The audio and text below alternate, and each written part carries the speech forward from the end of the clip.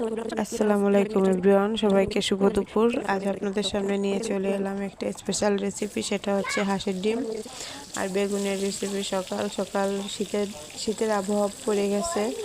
সকাল সকালে শীতের দিনে হাঁসের ডিম খেতে খুবই ভালো লাগে। তো এখানে প্রথম কড়াইতে তেলটা দিয়ে বেগুনগুলো ভেজে নিচ্ছি ভালো করে। বেগুনগুলো ভালো করে ভাজার পরে ওখানে একটু তেল দিয়ে ডিমগুলো ভেজে নিব। তারপরে ডিমগুলো ভাজার পরে ডিমগুলো বেশি ভাজবো না, হালকা একটা ভাজা দিব।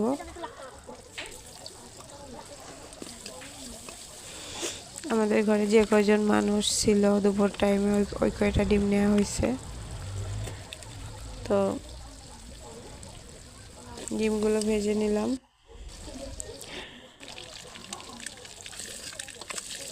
এখন ডিমগুলো উঠিয়ে নিব। এখন ওই গরম তেলের ভিতরে কালো জিরা ফোড়ন দিব। দিয়ে দেবো শুরুতে কালি জিরার ফোড়ন।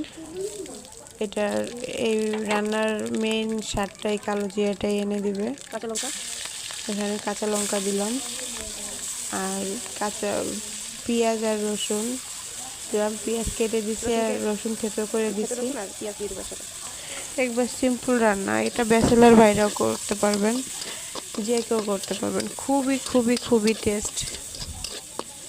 এটা রান্না করে যদি এক থালা ভাত পেট ভরে না খেতে পারছেন, তখন আমার ভিডিও আর দেখার দরকার নেই। এভাবে একবার রান্না করে দেখেন। লবণ পরিমাণ মতো, কম মশলায় রান্না আর কি। এটা ব্যাচেলার ভাইরাও পারবেন রান্না করতে। সামান্য পরিমাণ পানি দিয়ে দেবো। সামান্য একটু পানি দিয়ে দিব। মরিচের গুঁড়া, এখানে মরিচের গুঁড়া, ধনিয়া গুঁড়া, হলুদের গুঁড়া, ভাজা জিরা, ভাজা জিরার গুঁড়া,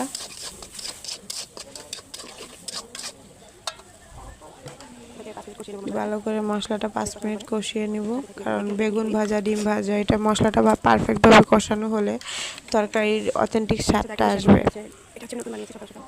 তো আপনাদের সাথে একটা জিনিস শেয়ার করি। দেখুন, সকালে আমি ঘুম থেকে উঠে একটা চুলা বানিয়েছি। যেহেতু শীতের দিন বাইরে বসে বারবিকিউ করা যাবে, এই কারণে চুলাটা বানিয়েছি আমি। তো কেমন হয়েছে সবাই বলবেন। চুলাটা কেমন হয়েছে একটু বললেন আমাকে কমেন্টে। আর এখন মশলাটা 5 মিনিট পরে চলে আসলাম। মশলাটা ভালো করে কষানো হয়ে গেছে। এর ভিতরে বেগুন আর ডিমটা দিয়ে দিব। ভালো করে একটু কষিয়ে, পানি ছাড়া, কোনো উইদাউট পানি। তো ভিডিওটা কেমন লাগছে সবাই বলবেন প্লিজ। আসসালামু আলাইকুম।